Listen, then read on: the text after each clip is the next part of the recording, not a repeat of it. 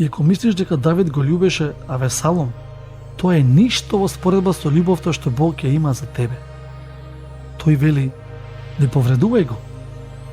Можеш да продолжиш во грев и да бегаш од Бога, а тој пак ќе те љуби. Тој вели, не го допирај, не го повредувај. Сакам да ти кажам, Бог сака да те врати назад. Давид, поради својот грев, не можеше да го спаси својот син. Тоа му го скрши срцето.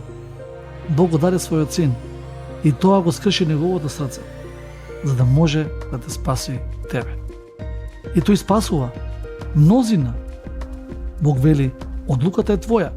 Ако можеш да ја видиш на крстот мојата мудрост и мојата сила, ќе мора да го оставиш бунтот и да застанеш на моја страна.